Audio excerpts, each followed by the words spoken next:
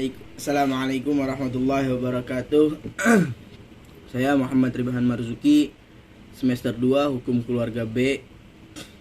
Di sini saya akan menjalankan ujian akhir semester mata kuliah pengantar ilmu hukum.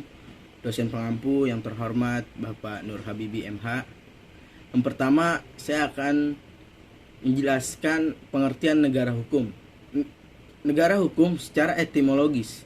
Istilah negara hukum atau negara berdasar atas hukum merupakan istilah yang berasal dari bahasa asing, seperti Rechtsstaat dari bahasa Belanda, it is the rights dari bahasa Prancis, the state according to law, legal state, the rule of law dari bahasa Inggris.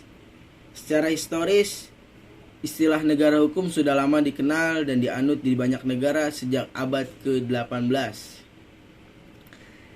Istilah ini kemudian baru populer kira-kira abad 19 sampai dengan abad 20. Di Indonesia, istilah negara hukum sudah dipergunakan sejak negara ini memproklamirkan diri sebagai negara yang merdeka. Di Indonesia sendiri, istilah negara hukum sudah dikenal sejak negara menyatakan diri sebagai negara yang merdeka dan berdaulat. Pernyataan negara hukum Indonesia ini dapat dilihat dalam penjelasan Undang-Undang 1945 Butir 1 tentang sistem pemerintahan, yang dinyatakan bahwa Indonesia adalah negara yang berdasar atas hukum Rechtsstaat dan bukan berdasar atas hukum belaka. Penyebutan kata Rechtsstaat dalam penjelasan umum tersebut menunjukkan bahwa konsep Rechtsstaat memberikan inspirasi, bahkan mengilhami pendiri bahwa proklamator dan pendiri negara Indonesia.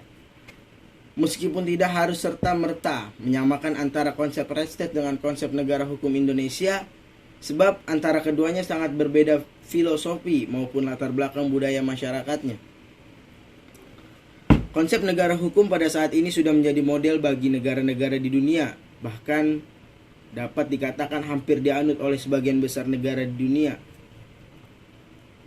Konsep negara hukum telah diadopsi oleh semua negara sebagai sebuah konsep yang dianggap paling ideal. Konsep ini semula dikembangkan di kawasan Eropa tersebut. Hakikat negara hukum pada pokoknya berkenaan dengan ide tentang supremasi hukum yang disandingkan dengan ide kedaulatan rakyat, yang melahirkan konsep demokrasi. Sebagai konsekuensi dianutnya negara hukum, maka dalam setiap negara hukum, apapun tipe yang dianutnya, hukum harus menjadi dasar bagi setiap tindakan penguasa maupun rakyatnya. Hukum memiliki kedudukan tertinggi dalam negara, sedangkan dalam paham kedaulatan rakyat, rakyatlah yang dianggap berdaulat di atas segala-galanya, yang kemudian melahirkan sistem demokrasi. Prinsip negara hukum mengutamakan norma yang dicerminkan dalam peraturan perundang-undangan, sedangkan prinsip demokrasi mengutamakan peran serta masyarakat dalam penyelenggaraan pemerintahan. Di dalam negara hukum, penggunaan wewenang atau kekuasaan oleh penguasa negara atau penguasa pemerintah tidak dapat dilepaskan dari pembatasan yang telah ditetapkan dalam hukum, sebab penggunaan wewenang tersebut bertolak dari konsep pembagian kekuasaannya yang merupakan ciri atau karakter negara hukum. Secara konvensional, konsep negara hukum selalu dikaitkan dengan prinsip pemerintahan yang harus didasarkan atas hukum dan konstitusi. Adanya pembagian atau pemisahan kekuasaan negara ke dalam fungsi yang berbeda-beda. Mengenai makna dari berdasar atas hukum, Mokhtar Kusamatjaya menyatakan makna terdalam dari negara berdasarkan atas hukum adalah kekuasaan tunduk pada hukum dan semua orang sama kedudukannya di dalam hukum. Pemahaman demikian membawa konsekuensi logis bahwa setiap perbuatan baik yang dilakukan oleh rakyat maupun penguasa harus dapat dipertanggungjawabkan secara hukum tanpa ada pengecualian sedikit pun. Sejarah lahirnya konsep Rechtsstaat adalah hasil pemikiran Immanuel Kant dan Friedrich Julius Stahl yang kemudian dikembangkan di negara-negara Eropa kontinental. Konsep Rechtsstaat Immanuel Kant melahirkan pemikiran tentang konsep negara hukum formil atau lazim. Disebut juga konsep Neuskreenstaat. Dalam konsep ini, negara menjamin kebebasan individu sebagai anggota masyarakatnya.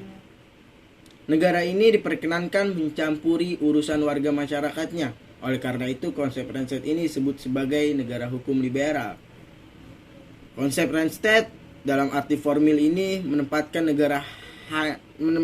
negaranya sebagai penjaga ketertiban masyarakat. Pemikiran konsep Randstad Julius Stahl sebagaimana dikutip oleh Miriam Budiharjo mengemukakan unsur-unsur negara hukum terdiri dari A. Diakuinya hak-hak asasi warga negara, B. Adanya pemisahan atau pembagian kekuasaan negara untuk menjamin hak-hak asasi manusia yang dikenal sebagai trias politika. Kemudian yang C. Pemerintah berdasarkan peraturan-peraturan. Dan yang terakhir yang D. Adanya peradilan administrasi dalam perselisihan.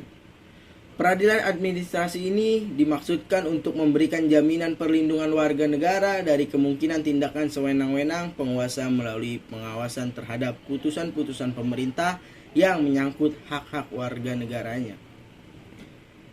Sedasar dengan demikian, Stahl, DHM Meusen sebagai dikutip Philippus M. Hajon mengemukakan bahwa Undang-undang dasar atau konstitusi merupakan unsur yang harus ada dalam konsep negara hukum, sebab konstitusi merupakan jaminan wadah penuangan norma-norma dasar yang merupakan perlindungan hak-hak dasar bagi warga negara. Selanjutnya, mengenai ciri-ciri Randstad adalah sebagai berikut. Yang pertama, adanya undang-undang dasar atau konstitusi yang memuat ketentuan tertulis tentang hubungan antara penguasa dengan rakyat. Yang kedua, adanya pembagian kekuasaan negara yang meliputi kekuasaan pembuatan undang-undang yang ada di tangan parlemen, kekuasaan kehakiman yang bebas, dan pemerintahan yang mendasarkan tindakannya atas undang-undang.